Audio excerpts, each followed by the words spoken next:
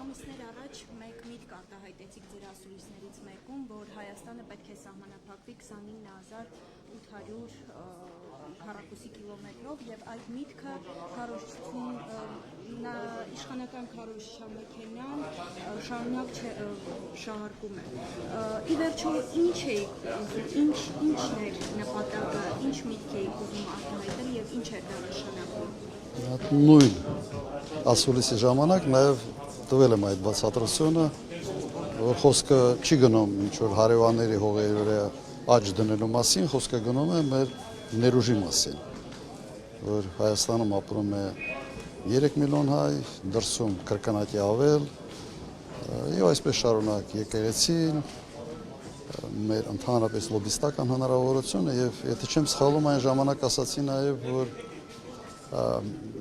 փոքր երկիր բանաձև է առաջարկել փոքր երկիր մեծ խաղացող եւ օրինակներ են բերել տարբեր պետությունների։ Սա էր ընդհանրապես, իսկ այն ինչ անում է, գիտեմ, դա եղել է, ինձ ասացին, եղել է հանրային հեռուստատեսությունում, դա վաղուց հեռուստատեսություն հանրային չի, ուղղակի ԿՊ-ի քարոզչամեքենան է։ Եթե օբյեկտիվ գնահատենք, այն ինչ կա։ Ասում են դա տարածքային նկարտում է, այդպես են նրանք, հա,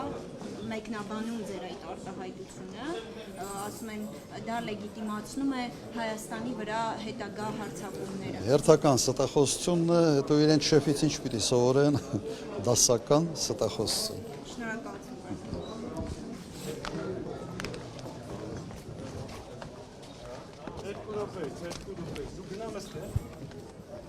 Ես եմ օժանդը։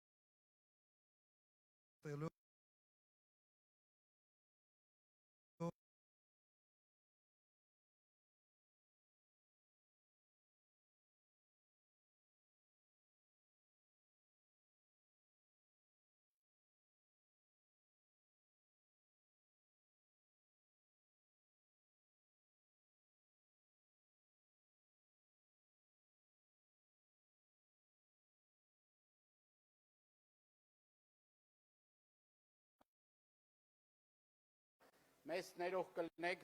փոքր է, բայց մեր սիրտը մեծ է։ Խնդրեմ նստեք, տեղավորվեք։ Եկեք ստեղ նա տեղավորվեն։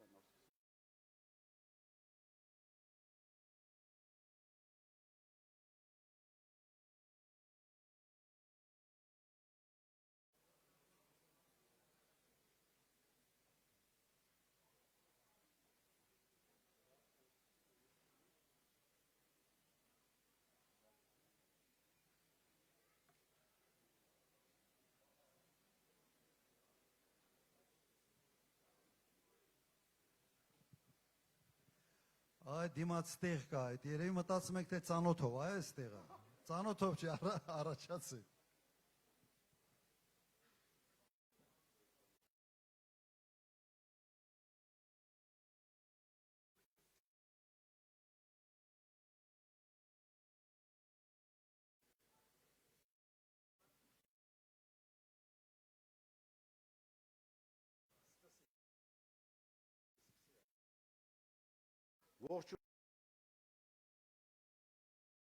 Ողջունում եմ ձեզ։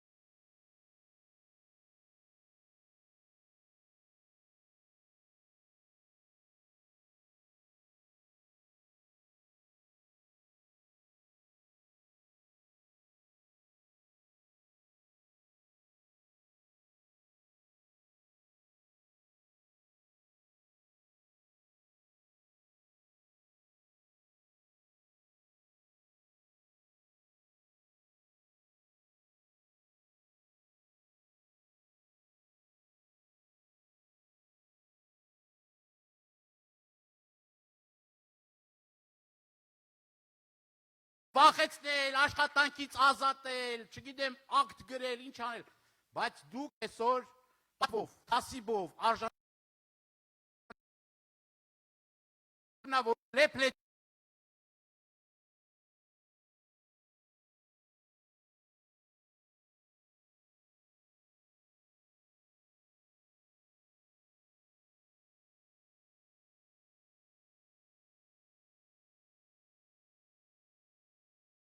ոչ մի քայլ այս ընթացքում նահանջ չի ունեցել, հետ քայլ չի արել։ Հակառակը, մենք գնալով ավելանում ենք, շատանում ենք ու համարձակ մարդիկ գալիս են միանում են մեզ օր-օրի, ժամ առ ժամ այդ թիվը ավելանում է։ Ես եւ ուզում եմ մեզ նոր միացող մեր տավուշցիներին ասենք, որ բարով եք եկել, կապ չունի, որ դուք ում եք ընտրել, նախկինում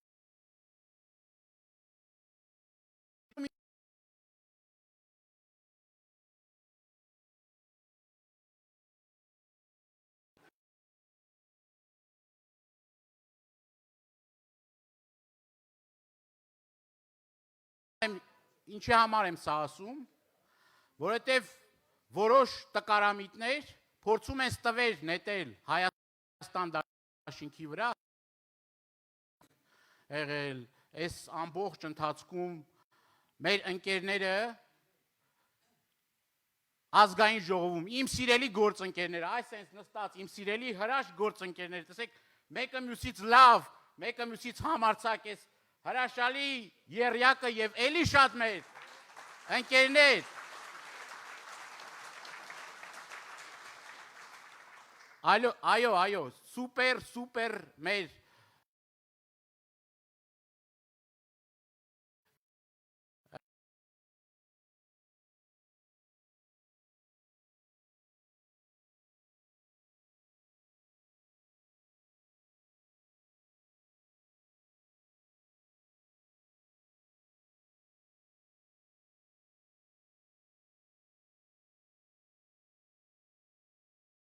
մեր հաղթանակ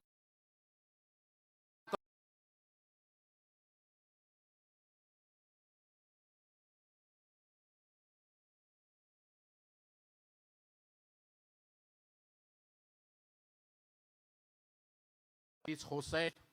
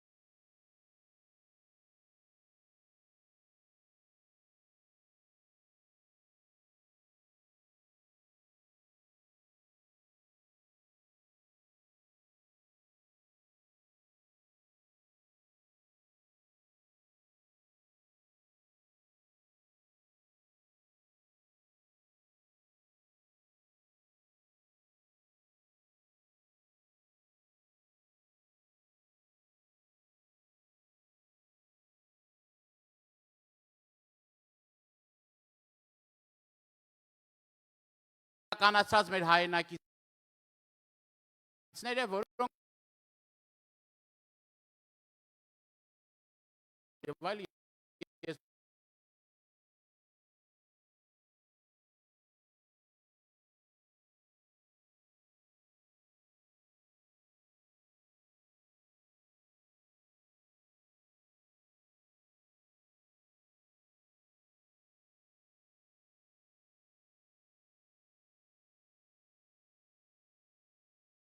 տալ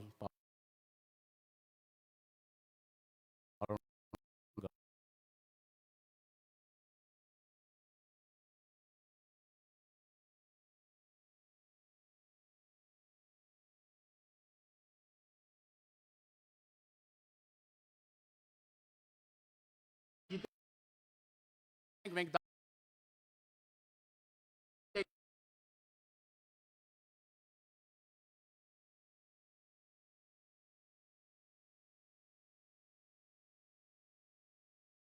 կենտրոն,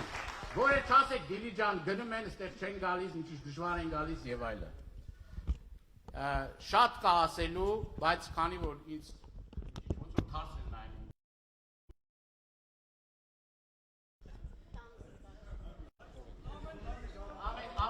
Ամեն դեպքում երևի ամփոփ եմ։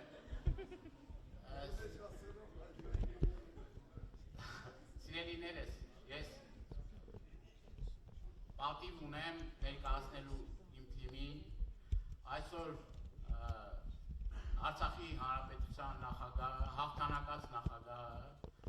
մեր երկրի տնտեսությունը վերականգնած նախագահը, մենք պատիվ ունենք նույնկալելու Տավուշում եւ բազմաթիվ ծրագրեր ենք իրականացնելու, մեր տնտեսությունը ոտքի ենք հանելու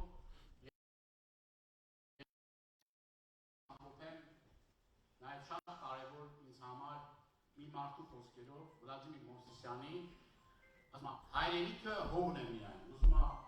ոսկե քարտեզ ունենալ, ուզում է ադամանդե գլոբուս, ոտքի տակ հող չկա, ուրեմն հայրենիք չունի։ Մենք այդ հայրենիքը ունենալու ենք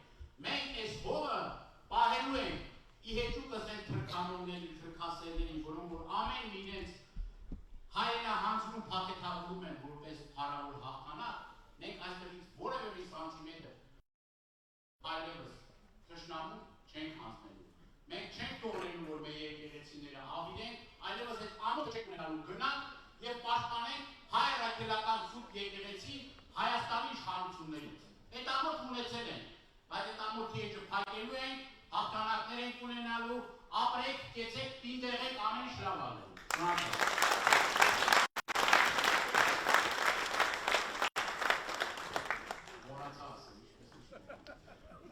Լավ ընկերը իշխանը Սաղաթելյան Գերագույն մարմնի ներկայացուցիչ մեր ընկեր պատգամավոր լավ մարդ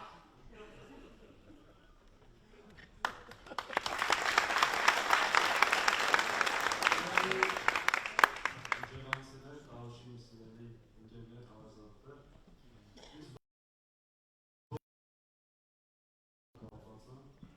որքան ընկերներ ունեմ ու իմ համար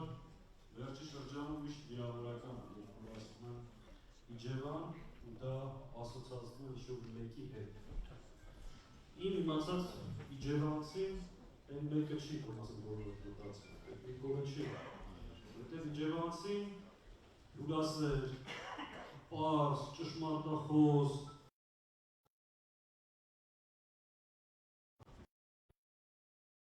Գարմիկն է, Հաջիկն է, Ահանն է, Հերոնն է, Հերոնն է, Հերոնն պարմիկն է, մյուսներ։ Այս մարդը Իջևանի հետ կապը չունի Իջևանի հետ, կարան իրան ասեմ բանքվեցի և լախցի, չգիտեմ որտեղած, բայց Իջևանի հետ ինքը կապ չունի ու Իջևանը ես խտիրն քաղաքներից, որ ես անում եմ պարզապես սրբի մեր քաղաքական պատմության Իջևանի պատմության մեջից, ես այդպես եմ կարծում։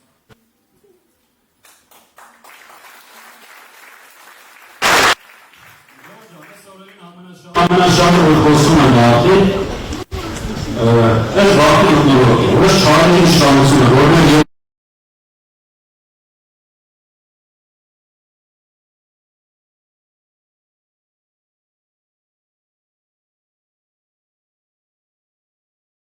Սրանք պետք է վախենան Հայաստանի Հանրապետության ցանկացած քաղաքացուց, որովհետև սրանք հայրենիք են հանձնել, սրանք 5000 մարդու կյանք են խլել, սրանք նույն Տավուշի մարզից ռազմավարական նշանակության տարածքներ են հանձնել։ Իրանք պետք է վախենան ու ամեն անգամ գլուխները բարձին տնելուց առաջ Հայաստանի Հանրապետության քաղաքացիներից,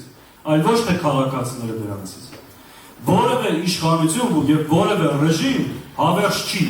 Հատկապես սրանք, որ ընդամենը 20-25 կյանք է մնաց։ Ընդհանրապես այս վերջին 7 տարիների ընթացքում Հայաստանի Հանրապետության բոլոր այն քաղաքացիները, որ հալածվել են այս իշխանության կողմից, դա պատիվ է։ Որտեղ իրենք հալածվել են, քանի որ կանգնել են իրենց հայրենիքի կողքին, իրենց պետականության կողքին։ Մենք ասել ենք իշխանափոխությունից հետո լայն համանալում է լինելու քաղաքական հետապնդման ենթարկվողները ներմանն արժանանալու ու նաև փոխհատուցման։ Հետևաբար սրանցից մի վախեցեք, սրանք վախենալու չեն։ Սրանք թշնամու ոտերի տակ թավալված մի ուժ են, որի վերջը պետք է պարզապես տան ու սրանց պատմությունը քաղաքական պետք է ավարտի։ Այս վախի թեմայով մի բան այրեք տեղի ունեցել, հիմա է առիթ խոսելու, ես էլ ասեմ։ Երեք Մարտունիում քաղաքացիների հետ հանդիպան Վայոց ձորից։ Երկու քաղաքացի կային, հանդիպեցին, ծանոթացանք, խոսեցին, հետո ասեցին Վայոց ձորից ենք եկել, ասին ուրախացանք բան, ասին դե առաջիկա օրերին գալու ենք ձեր մոտ, էլի կհանդիպենք, ասեց որ գաք մեր մոտ, հնարավոր է որ այդ հանդիպմանը չգան, որովհետև մեր մարզպետը ու իր հերը հետապնդում են, գործից ազատում են, գիտեք ով այդ մարզպետի հերը։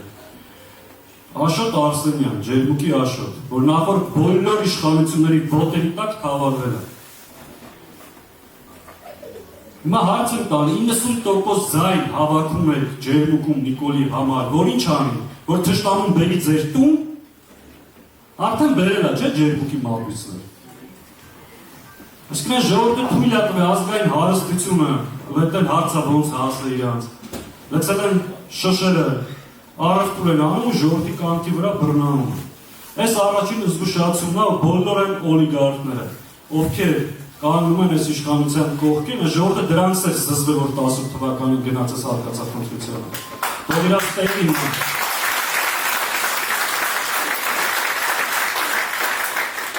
Նաև այն բոլոր ուժային կառույցները, ովքեր մարդկանց վախեցնում են, պետք է իմանան, որ իրանք վաղուց պետությանը չեն ծառայում։ Իրանք պարզապես ծառայություններ են մատուցում այս իշխանությանը, որպեսզի սրանք հայրենիքը ավելի արագ տեմպերով հանձնեն։ Բայց այս ամենով հանդերձ, այս առիթից օգտվելով այս խոսքս ես ուղեցի իրանց, ես մեկ անգամ ևս շնորհակալություն եմ հայտնում ձեզ բոլորին, ժողովուրդ ջան։ Այսպես կազմակերպված, այսպես ոգով, շնորհքով, թասիբով, թեյթիկունք տանք եւ այս աղետի, ողբերգության, դժբախտության, զիջումների շղթան կտրենք եւ իրոք կառուցենք անվտանգ ու մրցունակ Հայաստան։ Միասին կարող ենք։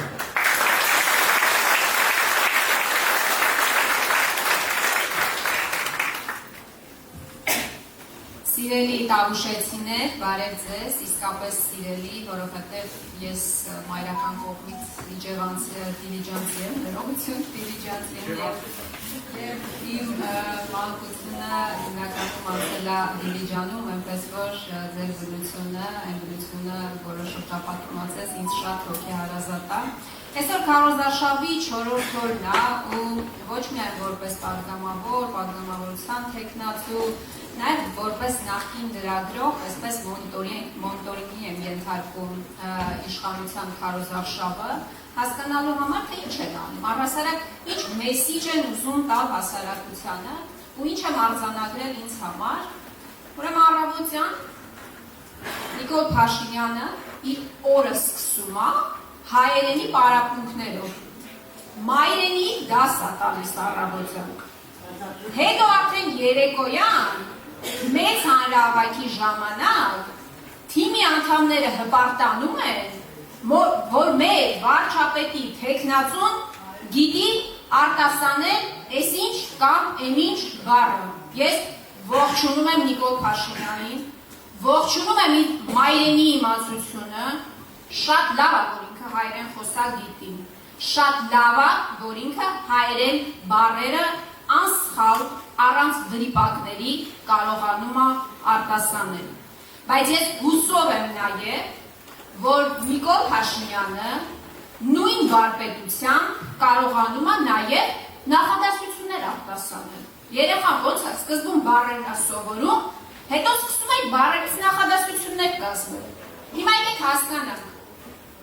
Նիկոլ Փաշինյանը, որ գիտի բառերը հայերենի, գիտի նաև նախադասություններ կազմել։ Օրինակ Նիկոլ Փաշինյանը կարա ասի. «Այև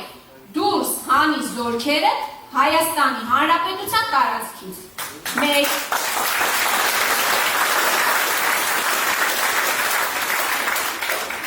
Օրինակ կարա ասի. «Այև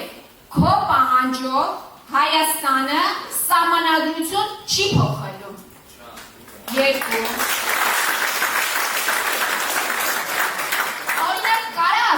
Մի քիչ ավելի հեռուն գնանք, կարա ասի օրինակ, այև քո պահանջով ես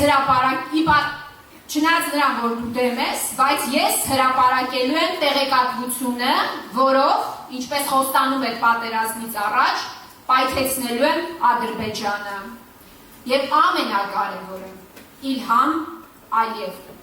քո պահանջով Հայաստանում ադրբեջանցիներ չեն բնակեցվելու։ Սակայն Հայաստանը չեն Ինձ հետաքրքիր է, այս նախադասությունները Նիկոլ Փաշինյանը կարող է արտասանի, թե չի կարող արտասանի։ Ես առաջարկում եմ մի հատ չելենջ անենք ու տեսնենք Նիկոլ Փաշինյանի համարձակության և կարողությունների աստիճանը։ Հիմա վրիպակների մասով։ Գիտեք, մեզանից յուրաքանչյուրը, ես ինքս իմ խոսքի ժամանակ շփոթվում ես, մարդ չկա, որ վրիպակներ չունենա, բայց գիտեք, ես կյանքում ամենակարևոր բանը որն է, որ քո վրիպակները չարժենան կյանքեր ու հայրենիք։ Իսկ Նիկոլ Փաշինյանի վրիպակները արժեցել են կյանքեր ու հայրենիք։ Որովհետև Նիկոլ Փաշինյանը հայտարարում էր Շուշիում, որ Արցախը Հայաստանը և վերջ, հիմա արդեն հայտարարում է, որ Արցախը Ադրբեջանը։ Այն նույն Նիկոլ Փաշինյանը, որը հորդորում էր մարդկանց, ասում էր ձեր կասկաները վերցրեք, բրոնեժիլետները վերցրեք, գնացեք, պայքարեք, կռվեք, հետո պարզվում է խաբում են մարդկանց, որտեղ մարդիկ փաստորեն ադրբեջանական հողերի համար պետք է պայքարեն, եղբայր, բայց դա ադրբեջանական հող էր, մարդկանց խի ուղարկում մեռնելու, խի քո որդուն ուղարկում ծառայելու ադրբեջանական հողում, նոր իմացան, այս է գրիպակը, ամենամեծ գրիպակը, քաղաքական դաշտի ամենամեծ գրիպակը Նիկոլ Փաշինյանն է, եւ ես վստահ եմ, որ հունիսի 7-ին մենք այդ վրիպակը բոլորով միասին սրբագրելու ենք։ Միասին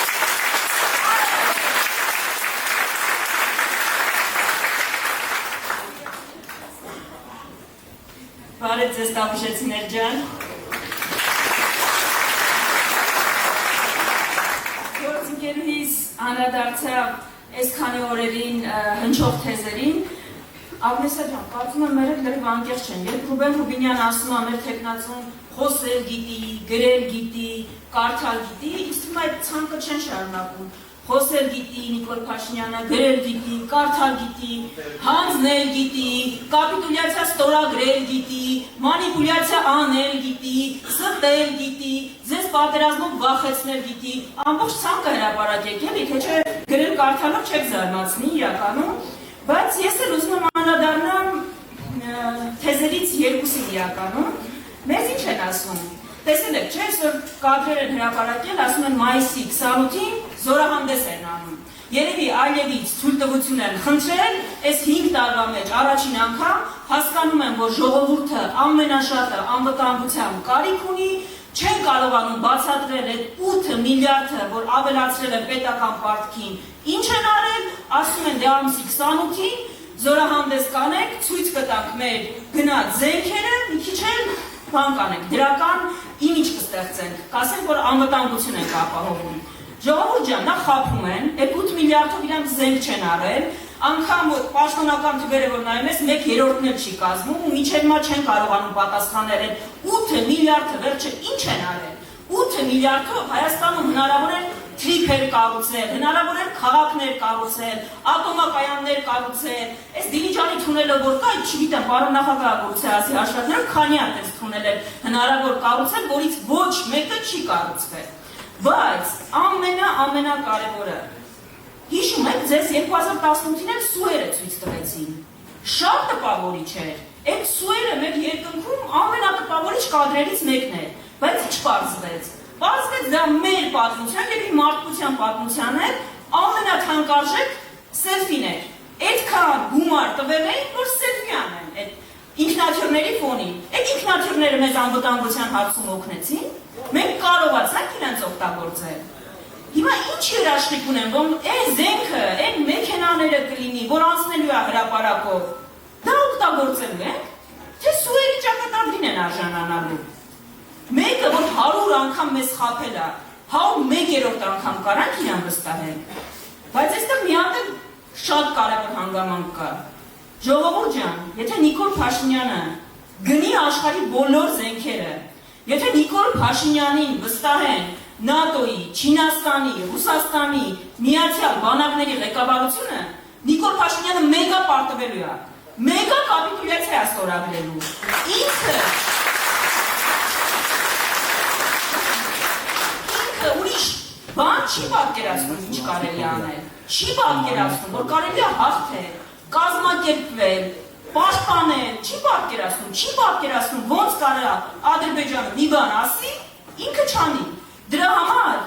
մեզ ՆԱՏՕ-ի բանակներ լինի, չի փրկելու, եթե ղեկավարը Նիկոլ Փաշինյանն է, ղեկավարին պիտի փոխենք, որ անգամ բաց զենքերով են, եթե այդպիսին է վիճակը, կարողանանք պաշտպանել երկիրը, որը արել ենք։ Դրա համար փոխենք ղեկավարին, որ պաշտպանենք երկիրը։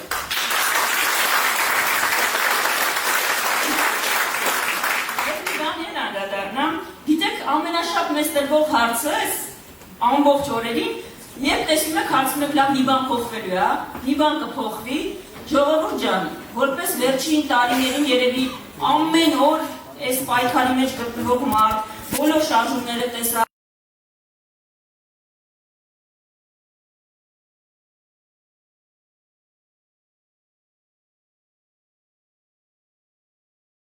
ամենամեծ հնարավորությունը փոփոխության։ Բայց այս ամենի մի հատ նախապայման կա։ Այս հրաշքներ չեն լինելու։ Սասունցի Դավիթ չունեն, որ գա Մսրամելիքի գլուխը կտրի, մենակով հաղթի այստեղի։ Եթե չհամոզեք, որ ձեր հարևանները, ձեր բարեկամները գնան, եթե չհամոզեք, որ չգնալ նշանակում է Նիկոլ Փաշինյանին ձայն տալ, չի փոխվելու։ Եթե չգնաք, չի փոխվելու։ Եթե գնաք քվեարկից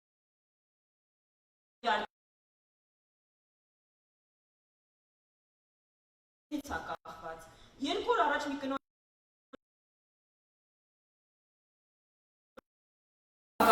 վերջում ասեց, բայց գիտեք, որոշել եմ ուսս Աստծո ուսին դնեմ, Աստված մեծ է, մի բան կլինի, ընտրության չեմ դնալու։ Ժողովուրդ ջան, Աստված մեծ է, բայց եկեք մեր գործը Աստծո վրա չթողենք, Աստծո ուսին լինենք, բայց մենք մեր բաժին գործը անենք, որ Աստծո այս իրավիճակը փոխվի, որովհետև եթե մենք չանենք, փոփոխություն չի լինելու, բայց եթե գնանք, ընտրատեղամասեր,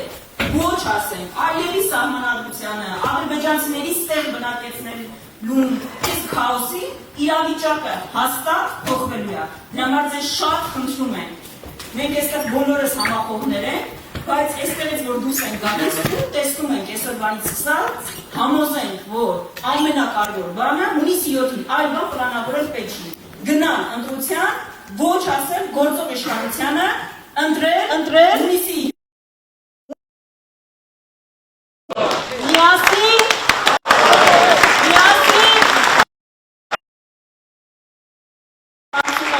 ոչ միայն ազգային ժողովի ամենաուժեղ պատգամավորներից մեկին, ոչ միայն ամենասիրուն քաղաքական գործիչներից մեկին, այլ իմ շատ լավ ընկերոջը տիկին Աննա Գրիգորյանին։ Շնորհակալ։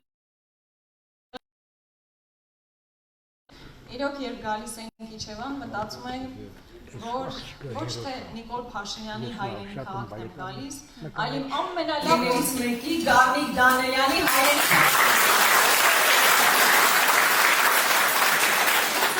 քաղաքն է, որպես գործընկեր ունենալ Գառնիկի նման գործընկեր, ամենաշորթի մոտ, ամենահասանելի, ամենաժողովրդական, ու իսկապես կարծում եմ ձեզ համար էլ հպարտության աղբյուր է, որ ձեզ ներկայացնող է հատկապես Գառնիկ Դանելյանը։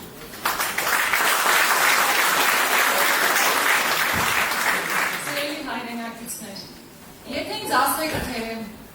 նախ եւ առաջ ես ինչն եմ ուզում փոխվի հունիսի 7-ով, ես կասեի, որ ես ուզում եմ վերականգնվի հայ ժողովրդի արժանապատվությունը։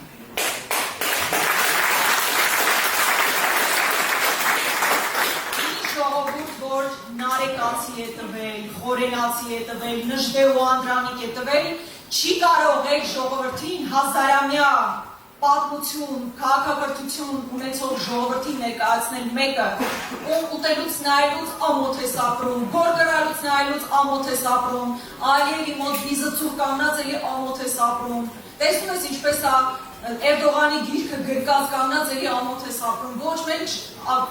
արժանի չենք նման ղեկավարին, մեր ժողովուրդը իսկապես հազարամյա պատմություն ունեցող ժողովուրդ է եւ արժանի է, որպեսզի իրեն այնպես ներկայացնեն, որ Հայաստանի ներսում եւ Հայաստանից դուրս մեր գլուխներս բարձր քայլեն։ Այսօր ոչ Հայաստանի ներսում կա մեր ժողովրդի մոտով արժանապատվությունը, ոչ Հայաստանից դուրս։ Հայաստանից դուրս էլ բազմաթիվ մեր հայրենակիցների հետ խոսում եմ, աշխարհի որ ծայրում են լինի։ Ասում եմ մենք մի բան ենք կորցրել, ոչ միայն հայրենիք ենք կորցրել հազարավոր տղաներ, այլ մեր արժանապատվությունն է կորել։ Եվ ես այո վստահ եմ, որ հունիսի 7-ին մենք արժանապատվությունը վերականգնելու գործընթացն ենք սկսել։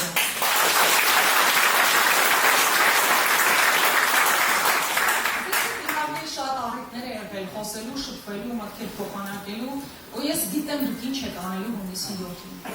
Բայց ես ուզում եմ ձեզ շատ խնդրել, որպեսզի դուք շարունակեք խոսել մարդկանց հետ, ձեր բարեկամների, ծանոթ անծանոթների։ Եվ իրենց ասեք, որ եթե հունիսի 7-ին հանկարծ մտածեն, որ պետք է ձայնը տան քաղաքացիական պայմանագրին, իրենք ուղղակիորեն համաձայնելու են նրա հետ, որ Արցախյան հերոսամարտը, Արցախյան հաղթանակը ուղղակի ճակատագրական սխալ է, որտեղ վաղը մյուս օրը մեր երեխաները դասագրքերում դա են կարդալու, իսկ մենք դա չենք ուզում։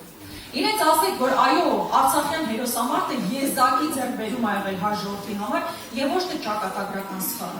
հայ ժողովրդի համար ճակատագրական սխալ է եղել է Նիկոլ Փաշինյանի իշխանություն բերելը 18 թվականին։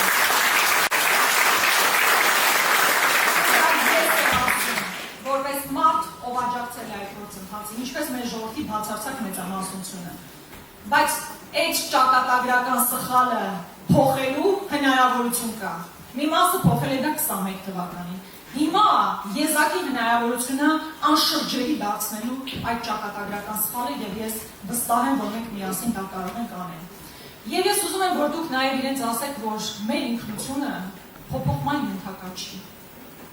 Մենք իսկապես չենք կարող մեզ թույլ տալ ամբողջ աշխարհի առաջ այսպես գլխի կոր կանգնել։ Երբ որ վերջերս դուք գիտեք, որ Եվրոպական միության գագաթնաժողով է այստեղ, տարբեր երկրների ղեկավարներ եկել են եւ Հայաստանից նկար դնելու համար Արարատի պատկերով նկար էին դրել, որտեղ մեր ժողովրդի ամենահայտնի սիմվոլը Արարատն է։ Իսկ այսօր այս իշխանությունները անխնա պատերազմ են հայտարարել Արարատի դեմ, մեր ինքնության դեմ։ Մեզանից յուրաքանչյուրը պարտավոր է այսօր պահպանել այդ ինքնությունը, որ մեր երեխաները վաղը գրողը լինեն այդ ինքնության։ Եվ պետք է մարդիկ, ովքեր հանկարծ մտադիր են այս իշխանություններին ձայն տալ, հստակ պատկերացնեն, որ ամիսներ հետո իրենց ստիպելու են գնալ ընտրատեղամաս, որպեսզի սահմանադրության փոփոխություն իրականացնեն, առաջիկայում մեր երկրի տարածքներից նոր տարածքներ են հանձնվելու, դրա անոնսը բացահայտ են անում, առաջ գոնե ամաչում ինչքան մի քիչ մանիպուլատիվ հայտարարություններ են անում, հիմա բացահայտ են դա անում։ Եվ այս կորուստները անվերջալինելու, այս շփման իսկապես պետք է կոտրվի, եւ ես ձեր դեմքի նայելով, ձեր աչքերի նայելով, տեսնում եմ այդ վստահությունը, որ մենք կկարողանանք այս իրավիճակը փոխել։ Ես իսկապես հավատացած եմ, որ առաջին քրիստոնեություն ընդունած ազգը տերականունելու իր եկեղեցուն,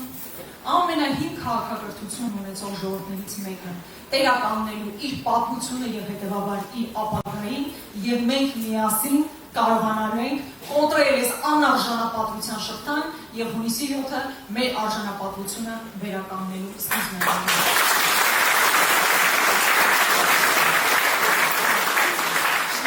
Հիմա ուզում եմ խոսքը փոխանցել պարոն նախագահանցած անգամ, որ ներկայացնում է ասացի Արցախի Հանրապետության առաջին նախագահ, հետո անդրադարձա, որ եզակի այդ առումով սիմվոլ եք մեզ համար, որովհետև Արցախի մնացած բոլոր նախագահներն այս բանը գտնում են Բաքվի բանտում եւ այդ առումով ավելի մեծ կշռ եք ստանում մեզ համար, որովհետև Արցախը կորսված է, Արցախի նկատմամբ պատմության նկատմամբ աննախադեպ գրոհ ա գնացել եւ հիմա յուրահատուկ սիմվոլ եք այդ առումով մեզ համար։ Խնդրում եմ դիմավորեք Արցախին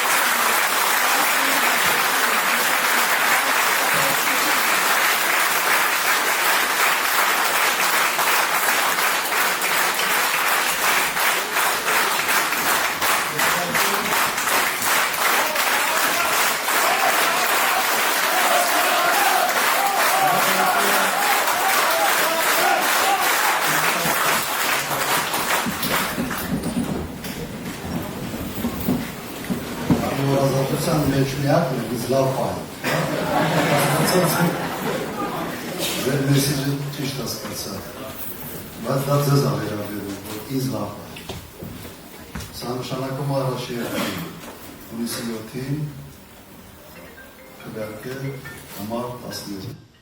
Համաձայն է։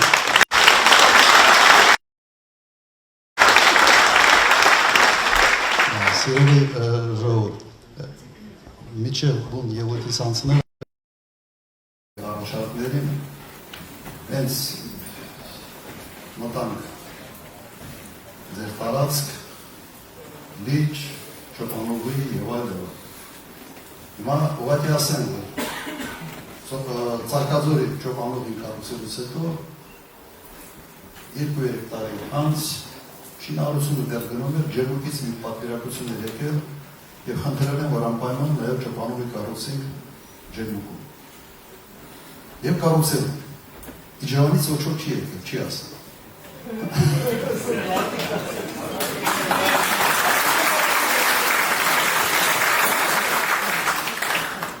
Եթե էլի պատվիրակություն գարասեիք, հաստատ տեղել կառուցել։ Ես չգիտեի, որ այդ բանը կա, այդ զապրոսը կա, էլի կառուցել։ Ուրեմն կառուցել ենք։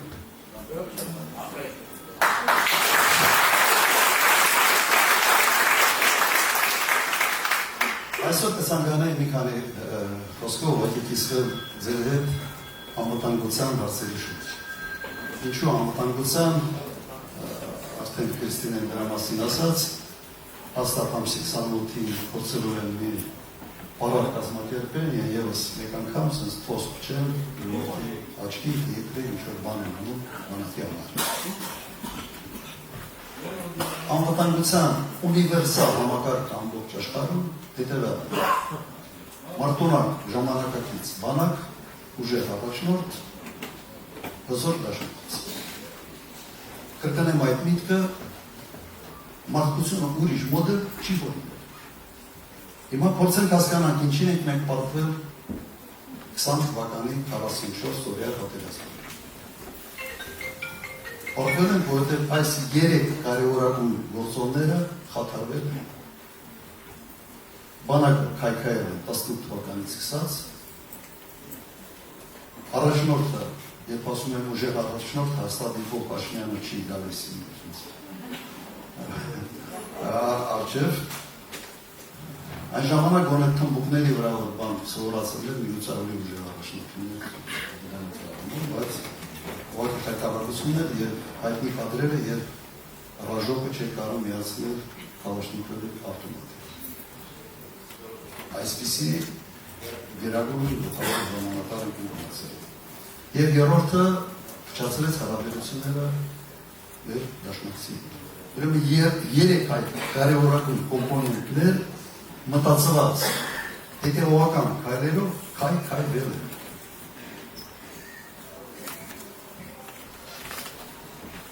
Արդյունքը շատ ծանր էր ժողովրդի համար, բայց գինը այդ սխալների համար դրել է մեր ժողովրդը։ Բազմաթիվ զոհերով, վիրավորներով եւ տարածքային կորուստներով։ Եվ այդ հիմարությունների, այդ սխալների դերինակը ոչ թե գին չի դրել, պրեմիա է ստացել, լուրջ։ 21 թվականին ընտրվել է, նորից ընտրվել է վարչապետ։ Ողբերգության համար, իր սխալների համար ժողովուրդը գինը տվել, բայց այդ սխալները կատարողը պրեմիա է ստացել։ Հենեն ինչ պրեմիա։ Ինքը նաև համարում է, որ ինքը մանդատ է ստացել այդ ավերիչ գործը շարունակելու համար։ Մանդատ է ստացել Ղարաբաղը հանձնելու համար։ Միայնակ Ղարաբաղի ժողովրդի անունից որոշելու համար, որ Ղարաբաղը Ադրբեջանի կազմի։ Եվ իմ մոտ ուղղակի հարց է առաջանում։ Բոլոր նրանք, ովքեր 21 թվականին քվեարկել են Նիկոլ Փաշինյանի համար։ Գիտակցում են, թե ինչ հետևանքներ է այդ քվեարկությունը ունեցել։ Հույս ունեն, մեծ հույս ունեն, որ այդ գիտակցությունը այնուամենայնիվ այսօր կա։ Ինչ ենք մենք տեսնում այսօր։ Նույնն է կատարվում։ Նույն սխալները։ Այս մարդը կամ ընդհանրապես փորձից որևէ եզրակացություն չի անում, կամ հատուկ ծրագիր է իրականացնում, ուրիշ բացատրություն ես այստեղ ուղղակի չունեմ։ Գիտեք, ժողովրդի, ասում են ժողովրդի հիշողությունը կարճ է, բայց ցավը երկար է։ Եվ միգուցե այդ ցավը հիշեցնելով մենք կարող ենք թարմացնել այդ հիշողությունը։ Վերադառնամ այդ պլանավորվող паради մասին, որը 28-ի կրկնունենա եւ Քրիստինեն հիշեցրեց այդ սուրերի դեպքը։ Այն գումարները, որոնք նախատեսված է փոխ համակարգի համար, այդ գումարներով հակաօդային պաշտպանության համար, այդ գումարներով գնել են սումներ մոտ 120 միլիոն դոլար, որոնց հետ չեն գնել թերթերներ եւ այս սուրերը գոնե մեկ մարտական խնդիր չեն լուծել։ Որտեղ զենք չունեին, այսպես ասենք, սիրուն լավ մի խնդիրը բայց այդ ինքնաթիռը մարտական գործողությունների համար չես կարող օգտագործել։ Մի խայտարակություն է, որի համար ոչ մեկը պատասխան չտվեց։ Եթե գնային փոփ համակարգերը, հաստատ 100% վստահությամբ ասում են, բայրակտարների հարցը կլուծեին եւ պատերազմը լրիվ այլ կերպ կավարտվեր։ Մենք այդ պատերազմում պարտվել ենք անօթաչու սարքերի։ Մենք չունեինք, իրենք այդ առումով բավական հակեցված էր իրենց հնարավորությունները, իրենց բանը։ Հիմա մեզ ցույց են տալիս, ես այդ կադրերը տեսա, թե ինչ զենքեր են գնում։ Ժողովուրդ ջան, նորից գնում են զենքեր, որոնք չեն կարողանալ օգտագործել անհրաժեշտության դեպքում։ Դա Աստված, որ այդ անհրաժեշտություն չլինի, բոլորս ձգտում են խաղաղության, բայց եւս գնում են զենքեր, որոնք չեն կարողանալ օգտագործել։ Ֆրանսիական հրետանի է, որը լավն է, բայց հրետանին առանց արկերի ոտի մետալով, քանի տոննա մետալ է։ Հիմա իմ մոտ հարց է առաջանում, քարտեզի նայեք, Ֆրանսիայից, այդ արկերը ոնց պետք է բերես Հայաստան հասցնես անհրաժեշտության դեպքում, որ ճանապարհով։ Ես մի բան հիշեցնեմ, 44 օրյա պատերազմի ժամանակ միայն Իրանի սահմանն էր բաց եւ Իրանի օդային տարածքները բաց նման կարգի ցես մատակարարների համար։ Միայն Հրաստանը փակ։ Հիմա այս ինչ կատարվում է Իրանի շուրջ, նշանակում է նաեւ այստեղ է փակ լինելու Ֆրանսիայից ՆԱՏՕ-ի անդամ երկրից բերելու համար։ Հիմա ինչ է կան։ Կամ քարտեզ չեք նայում, կամ ընդհանրապես չգիտեք քարտեզը ինչ է։ Եվ իմ մոտ ինքս ինձ հարց եմ տալիս, ինչի համար է սա։ Ինչի համար ենք մենք եւս հսկայական գումարներ ծախսում զենքի վրա, որը օգտագործման հնարավորություն, որի օգտագործման հնարավորություն չենք ունենալու։ Ինչ որ մի քանակի արկեր բերել են, ենթադրում եմ, բայց դա ինտենսիվ պատերազմի ժամանակ ընդամենը 2-3 շաբաթ աշխարհը լինելու։ Ու վերջ։ Եվ միայն բացատրությունը հետևյալն է։ Ֆրանսիական ռազմավարությունաբերական կոմպլեքսի ֆինանսավորել են, որ Մակրոնը գա եւ համբուրի։ Ասի ապրի։ Նիկոլը շատ լավ տղա է։ Սրա համար է երկու։ Ես մի բան պետք է իմ մանկության հիշողությունը սուրաթի սուրի հիշողությունը մնացել։ Երևի երրորդ դասարանի երեխայի մեկ կարձերս մեխով խաղում էի և այդ մեխը ռազետքայի մեջ է կցել։ Հոսանքը նենց հատվել, հարով եմ որ ասում աչկերը միտքեցի կրակատվել։ Դրանից հետո երբևէ մտքովս չեմ կարող անցնել, որ ես կարող եմ այդ մեխը և զբերը ռազետքայի մեջ որովհետև այդ հոսանքի հարվածը կերել են։ Հիմա մի վարչապետ ունենք այս երկրում, որ այդ մեխը դերսրած, մանա գալիս թե որտեղ մի ռազետ կա։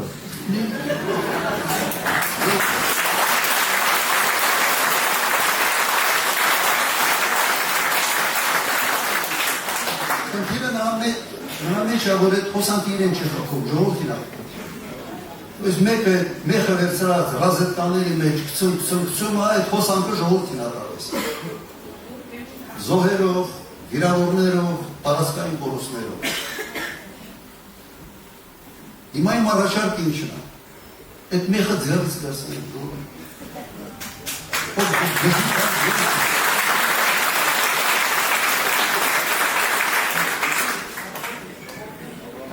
Եվ այդ մեխը ձեռից վերցնելու տարբերակը մեկն է, հունիսի 7-ին հվերկել 17-ի համար։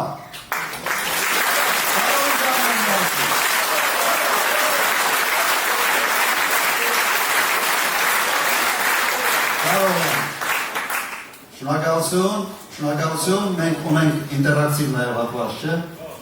Ես տեղական հարցերից համարը չխոսացի, միայն ճոպանուղու հարցն է, ինքն մի քիչ Նիկոլավարի մեղքը գցեցի ձեր վրա։ Որ ժամանակ դիմեի կլիներ, բայց անկեղծ եմ ասում, իսկապես որ դիմեի կլիներ։ Եվ միգուցե այդ տեղական հարցերը, քանի որ ձեզ ավելի շատ են ուզում եւ դուք ավելի լավ եք տիրապետում այդ հարցերը, փորձենք ինտերակտիվ հատվածում կենտրոնանալ հենց միգուցե գոնե մի մասը այդ հատվածի ձեր տեղական հարցերի վրա։ Համաձայն եք։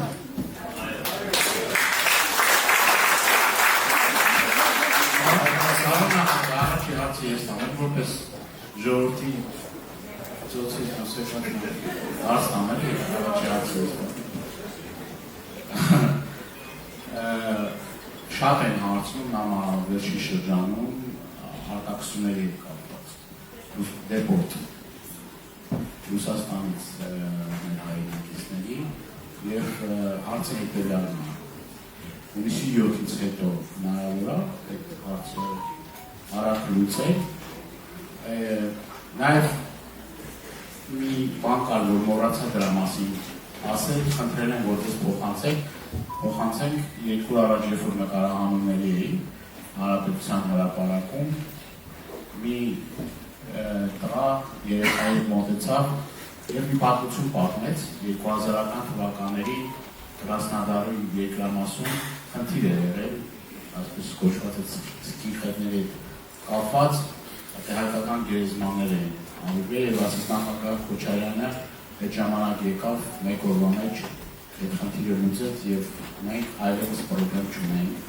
Կրասնոդարում և ասես խնդրում իմ անունից փոխանցի, նաև որ հանդիպում ա եղել նաև համայնքի հետ իմ անունից փոխանցի, որ մենք ձեր կողքին ենք, ձեր հետ ենք և հուսով ենք, որ ձեր ընտրվելու պարագայում են բոլոր խնդիրները, որ կան, շատ արագ լուծում ստանան, քանի որ խոստացել էի, փոխանցեցի այդ հարցը և նաև շնորհակալություն ձեզ և խնդրում այդ հարցին պատասխանել։ Հարցը մեկն է, թե երկուսն է։ Դեպորտների հարցը 2-3 ամսվա հարցը։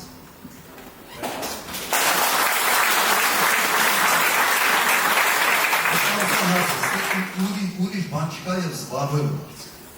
Հետևողական հարցով զբաղվել և ունենալ այն հարաբերությունները, որոնք թույլ են տալիս նման կարգի հարցերը շատ արագ լուծել։ Այդպիսի հարց երբեք չի եղել։ Իմ պարզությամբ այս հարցը արհեստական ձևով ստեղծված հարց է և հետևանք է այս իշխանությունների քաղաքականության։ Ջան, երկու կողմերը բարձրախոս է դրած, ինչքան ովքեր հարցերում են, ամեցեք։ Բայց ես մի բան ավելացնեմ, քանի որ Կրասնոդարի այդ մասին խոսք եղավ, նայեք, ես իմ այցերի ժամանակ Ռուսաստան միշտ ընտրում էի բացի Մոսկվայից երկրորդ քաղաքը։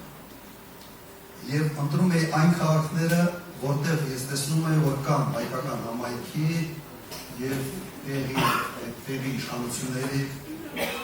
հետ կան որոշակի լարվածություն, կամ իրար լավ չեն հասկանում, կամ որոշակի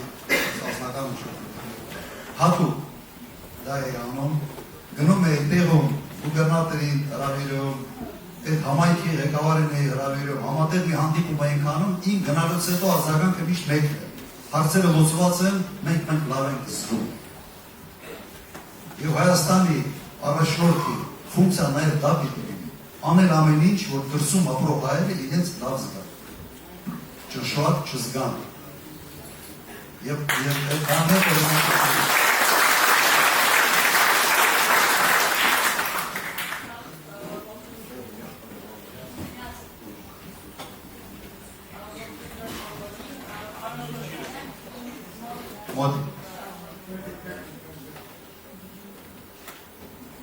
Պարոն Քոչարյան, իմ մոտ ոչ թե հարց է, ես ուզում եմ մի փոքր ելույթ ունենալ, եթե իհարկե թույլ կտաք։ Եթե մեր լարնիկի նման է կանել։ Ես ուզում եմ այնպիսի ելույթով, որ հիմա երիտասարդությունը հատկապես ունի դրա կարիքը։ Իհարկե։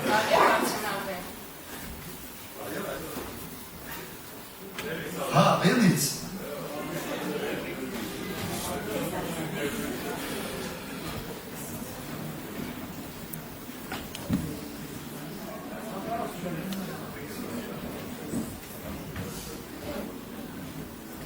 Շնորհակալ եմ ուշադրության համար ու բեմ հարցանաթույլ տալու համար։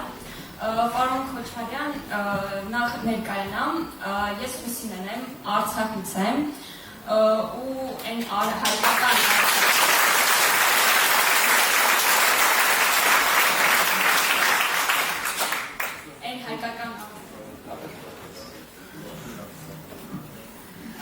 հայկական Արցախից եմ, որը իր ծաղկումը ապրել է ու կայացել է հենց ձեր կառավարման օրոք ու ոչ միայն Հայաստանն, ոչ միայն Արցախն է ծաղկում ապրել, այլ նաև Հայաստանը, էլի ձեր կառավարման օրոք։ Աշխարհում մոտ 1300-ից 3000 ազգ էթնիկ կազմեր կան ու դրանցից գրեթե 200-ը որ պետություն են կազմում։ Ու մենք այն պետությունները հայկականում էինք, Արցախի ու Հայաստանի հանրապետությունները այդ 200-ից ու ես հենց այդ պետություններից մեկի հպարտ արցախցին եմ ու ուզում եմ որ շեշտեմ որ սովետական միության փլուզումից հետո դուք եք այդ երկու պետությունները այսպես ասած ծաղկման հանգեցրել ու այս վերջերս իմ տարիքակիցների հետ մենք զրույց ունեցանք Հայաստանի այս վերջին իրադարձություններն էինք քննարկում մենք հասկացանք հենց այդ ամենը ու որ ինչ-որ քոչվոր ցեղի ներկայացուցիչ չի կարող մեզ վրա մատ թափահարել ու մեր հայրենիքը համարել արևմտյան Ադրբեջան։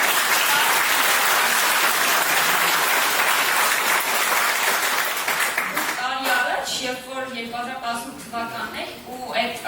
ժամանակաշրջանը դեռ չէր հասել, երբ որ պետք է ընտրվեր ներկայիս իշխանությունը, ես երբեք չեմ պատկերացել, որ ես հիմա այստեղ կլինեմ ու այս բեմի վրա կանգնած Ես միշտ իմ ապագա պատկերացրել եմ Արցախում ու ես վստահ եմ, որ ես հետ կգնամ Արցախ։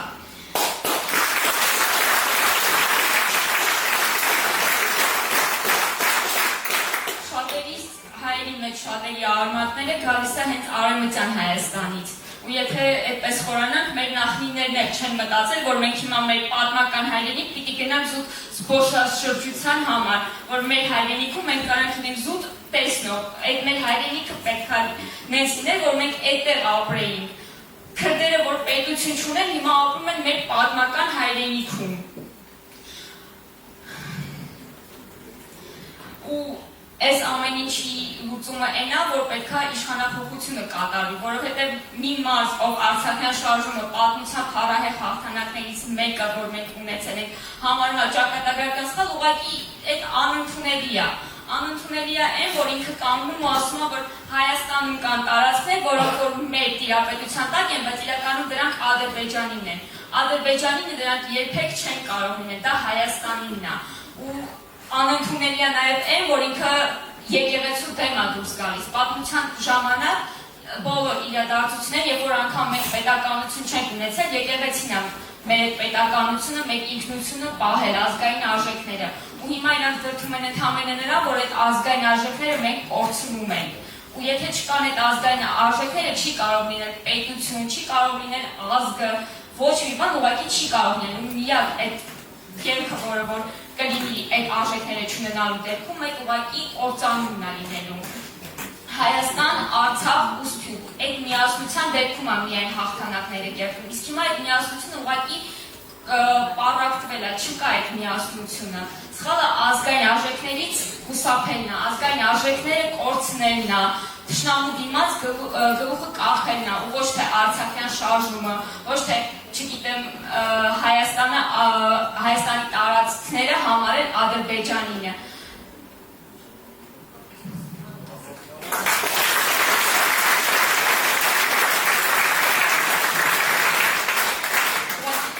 Ուզենամ նշել Գարեգի Նժդեի խոսքերից մեկը, որ մի ժողովրդի հայրենի հողը չի կարող լինել ուրիշի, մանավանդ մեր դեպքում քոչվոր ինչ-որ ցեղի մնային հայրենիքը։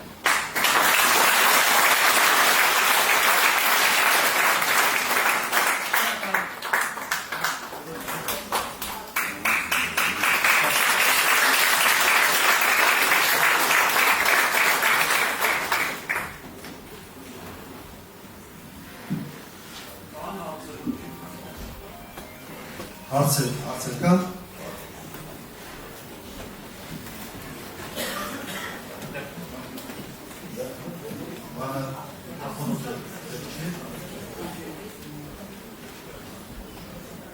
Արգանդվելի ձեզ, պարոն Քոչարյան, և մնացած դաշնակցականներին, Հայաստան Քննությանը։ Եթե ամի ծրագրում կամ իրավի դեմ ռազմական արշավի վերահսկում, ապա Հայաստան-Ադրբեջան գիծը Վաշինգտոնի համար կարևորագույն պլազդարն է, մանավանդ եթե այդ արշավը երկարատև կլինի, որի համար ցամաքային գործողություններն անխուսափելի պայման է։ Այդ ժամանակ ինչ է սպասությունը։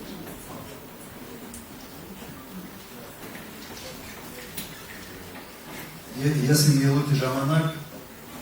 ակնարկ արեցի։ Մենք իհարկե դժվարություններ ունենալու ենք եւ ստեղ խնդիրը հետեւյալն է։ Բոլոր պատերազմները ունեն սկիզբ, ունեն վերջ։ Միացյալ Նահանգների հետ հարաբերությունները մի օր կարող է փոխվել։ Բայց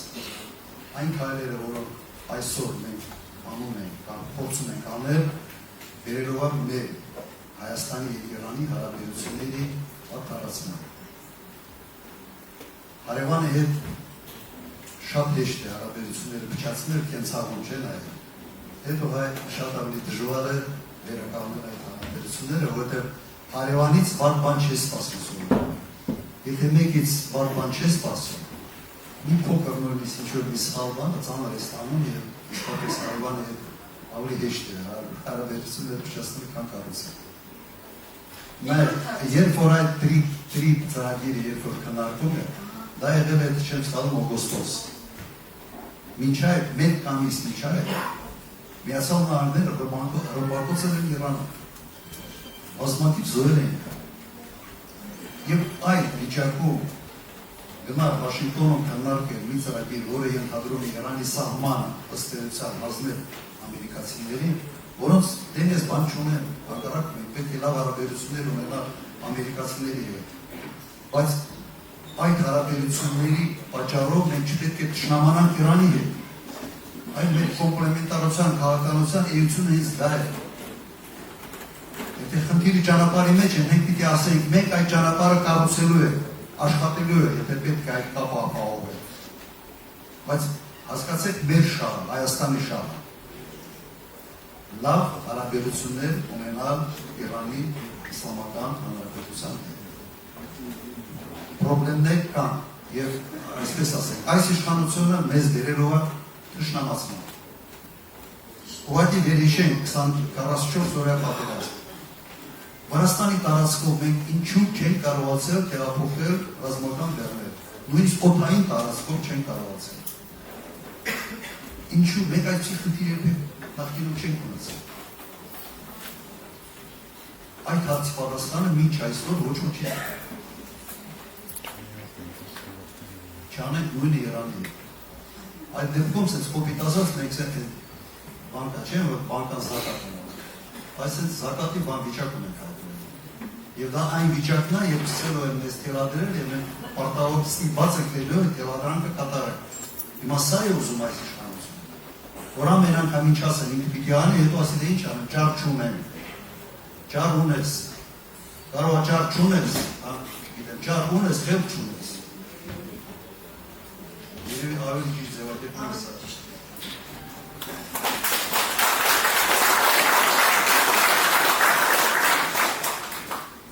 Երկրորդ հարցը, Եվրոպան հեղափոխության տակ է վերցնում Հայաստանը։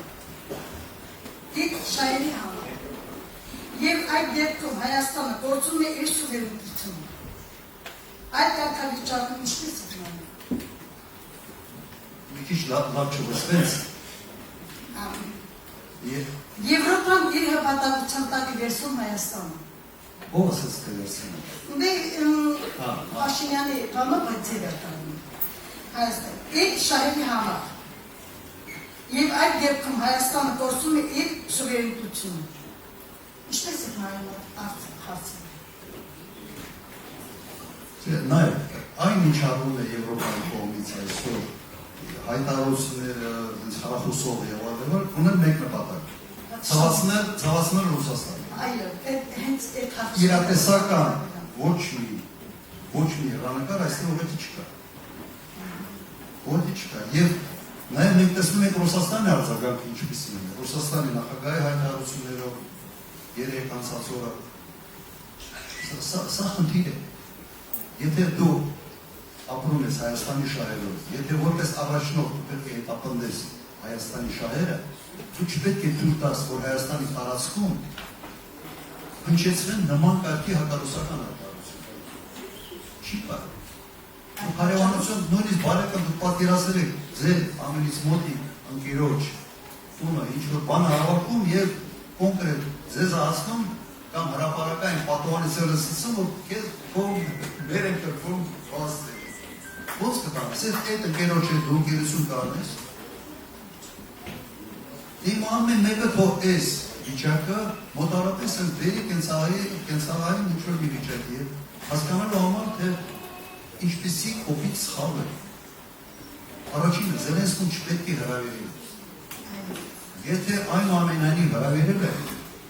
պետք է ուղղակի հետը զգուշացնենք, ասենք, մենք հրավիրելու ենք մեկ պայմանով։ Մեզ մի երկաշի ձեր կոնֆլիկտի մեջ Ռուսաստանի հետ։ Մենք Ռուսաստանի հետ բարեկամ երկիր ենք։ Չեն ասում, հակառակ, ճիշտ հակառակ։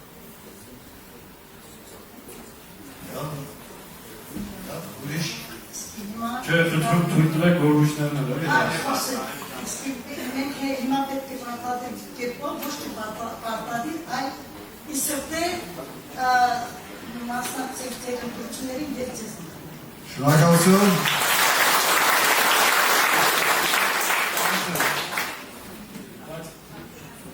Լավ, թող հարցները դուք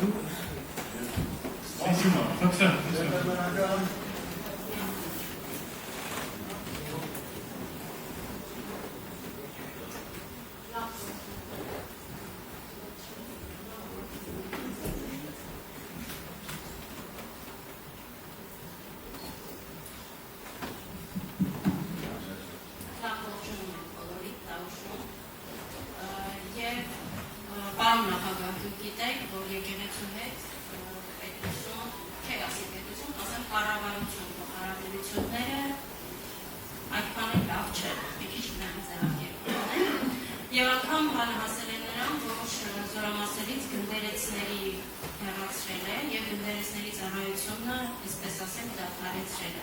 Նախ ձեր կարծիքը կուզեի այդ հարցի շուրջ լսել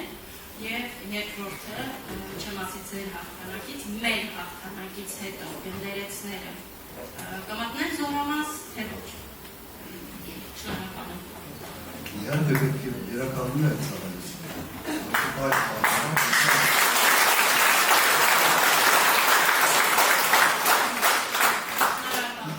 Ենթադրում եմ, որ Հայաստանում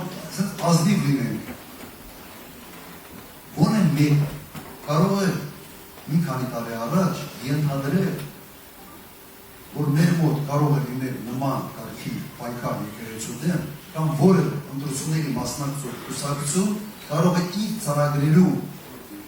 ծրագրերի մեջ ներառել այդ պայքարը։ Ես խնդրում եմ, եթե գոնե մի հոգի կա, որ այդքանը կարող է կանխատեսել, որ ձեր կբարձրացնել։ Կան այդպիսի բան։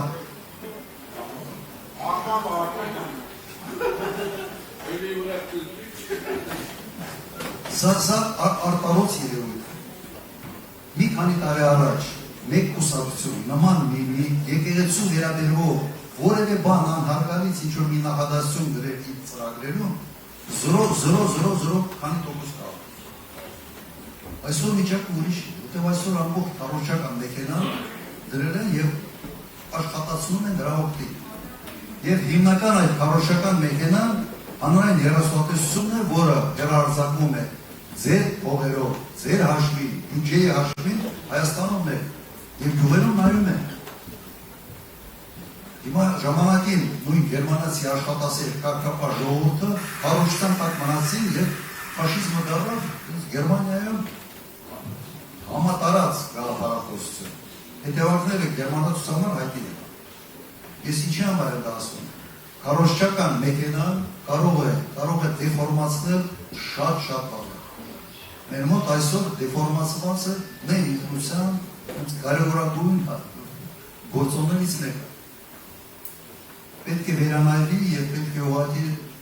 sense ասեմ այդպիսի միջավայր մթնոլորտ ստեղծվի, որ ոչ մեկի մտքով երբևէ չանցնի, որ կարող է նման կարգի քարեր անել ապրել։ Բայց ամենից մեծ պատիժը ժողովրդի է։ Շնորհակալ եմ, որ այս հարցը բարձրաձայնվեց, օգտվելով առիթից մի բան ավելացնեմ,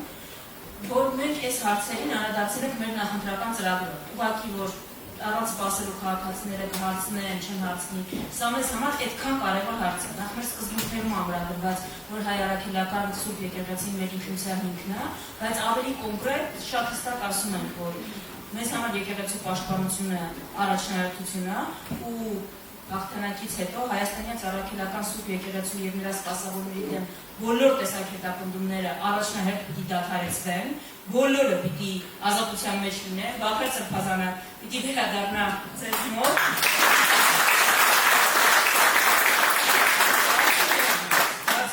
Բացի եկեղեցու սահմանադրական կարգավիճակը պաշտպանելուց, եկեղեցապատական շինությունների եւ գույքի վերադարձ հայ առաքելական Սուրբ եկեղեցու։ Սա մեզ համար պետականությունը պաշտպանել է։ Շնորհակալ Արամ Մանուկյանը պետականության չգոյության պայմաններում միայնակ վերցրեց պատասխանատվություն պետականություն կերտելու։ Թիֆլիսից եկավ Ավստեփի դուրով գնաց Երևան, 0-ից մինուսից սարքեց հզոր պետություն։ Արամ Մանուկյանին ցավոք սրտի վիճակված չէ երկար ապրել, ես համոզված եմ, եթե կյանքը նրա երկար է եղել, առաջին հանրապետությունը չէր կործանվելու, դուք չեք գտնում որպես մի Արամ ապակասում ընդհանրապես։ Մի Արամ, դուք եղել եք հանրապետության գլխավոր գերագույն հրամանատար, անցել եք բավական դաժան ու դժվար ճանապարհ։ Ինչ դեմոկրատիայի, ինչ ընտրությունների մասին ենք խոսում հիմա, վերել հասցրել են լինել չլինելու առաջ։ Եթե հանկարծ Աստված չանի, չստացվի այս անգամ ևս, չեք գտնում, որ Արամ է պետք մեզ։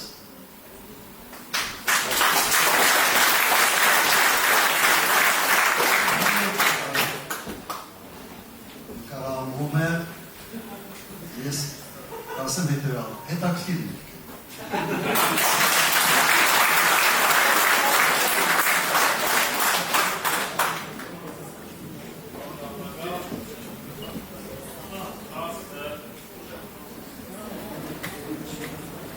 Մեր տարածքի հետ մի հարց, Իջևան քաղաքի հետ, ճիշտ է չնչեց մեր Իջևան քաղաքի հետ կապված հարցեր, մեզ վտանգող հարցերից մեկը, ասենք ոչ թե մեկը, երկուսը կամ երեքը, մեր անվտանգային հարցերն է, որ բնակչության մեծ երևի գերակշիռ մասը հետաքրքիր է, որտեղ մենք սահմանի վրա ենք, ամեն օր տեսել ենք մեծ հերմուչեր մեզանց ավելի ավակսելու։ Այդ անվտանգային խնդիրն է շատ կարևոր եւ շատ կարևոր է բնակչությունը այստեղ ապրելու համար պետք է իրենց համար աշխատան։ Տուրիզմը որպես մի ոլորտ կարելի է սկսել ճոպանով կամ ենթակառուցվածքներով, բայց եւ նաեւ պետք է այստեղ ժամանակը եղել է սովետական ժամանակներն եղել է շատ մեծ արտադրական մեծ ծավալներ։ Ես խնդրեմ գործարաններ, խնդրում եմ մեր հաջողությունից որ ստացվելուց հետո ինչ որ գոնե մի տարածաշրջան ունեցել են հասկացած Ուղղակի հիշեցնում եմ սովետական միությունը նպատակադրված արդյունաբերություն էր զարգացնում ամբողջ տարածքում։ Եվ շատ օրինակ Մարտունիում կոնգրեսատերի գործարան կա, Թավարում կա գործարաններ դրած, ֆիլիալներ էին սարքում այս գործարանների, բայց անում էին ամեն ինչ, որ մարդիկ տեղում մնան եւ տեղում աշխատեն։ Իսկապես սա պետական քաղաքականություն է։ Բայց եթե մենք մտածում ենք, թե մեր մոտ մենք դառնալու ենք արդյունաբերական երկիր առանց պետական հովանավորության, պետական միջամտության չի ստացվում։ Սա կենտրոնանալու միայն Երևան։ Այնտեղ ինչ-որ բան է սարքելու, այստեղից երիտասարդությունը գնալու է Երևան եւ դառնալու է արդյունքում քաղաք պետություն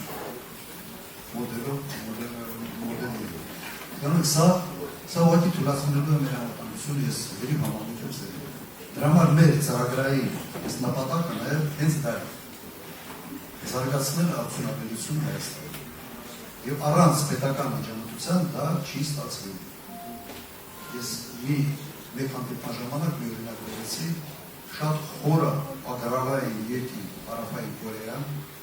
15-20 տարում դարել է որ առաջատար ինդուստրիալ երկիր։ Եվ հիմա կորեական, հարավ կորեական ապրանքները ամենում են, ամենտեղ։ Փոսները, մեքենաներ, տելևիզորներ, սարքավորներ, էլեկտրոնիկա, ինչ ասես չեն արտադրել։ 15 տարի։ Հեղափոխություն եղավ։ Արդյունաբերական, հեղափոխություն, տնտեսական հեղափոխություն։ Մենք էլ ենք կարող անել, որովհետև մեր ժողովուրդը հակում ունի։ Գիրտա, աշխատասեր։ Ամենից բազային, այսպես ասենք, պայմանները, որը պետք է դրա համար, մենք ունենք։ Որտեղ բազային ավարողությունը մեր մրցակցային պետք է դառնա պետական հովանավորության աջակցված եւ ուղղորդված։ Այո, անել։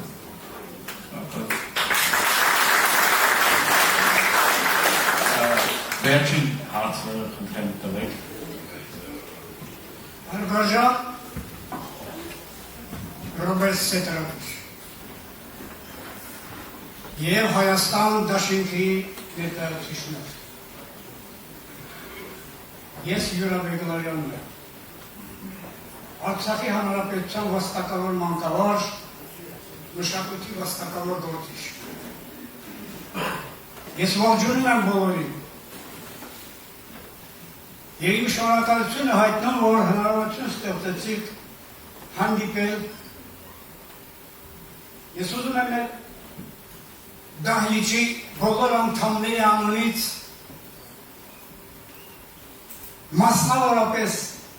մեր հայրենակիցների անունից ունենք Արցախից 1000-ից ավել հայրենակիցներ։ Բոլորի անունից շնորհակալություն եմ հայտնում եւ խորապես համոզված եմ, որ այս պայքարը մինչև վերջին ստորակետը լինելու է հանուն ժողովրդի, հանուն արդար ու անկախ Հայաստան կերտելու։ Եվ ինչու՞ չէ նաև տեսլականում ունենալու հայրենադարձություն դեպի ազատ անկախ Արցախ։ Ես ունեմ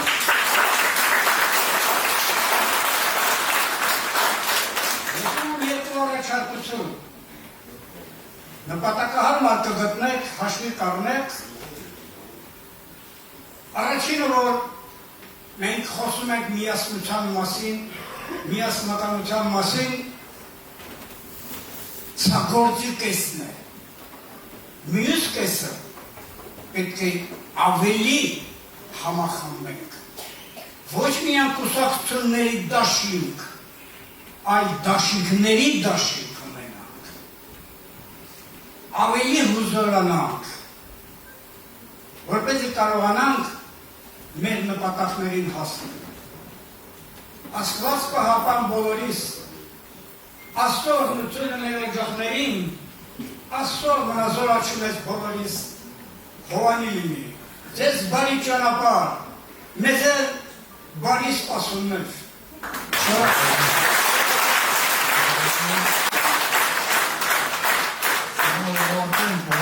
Մեկ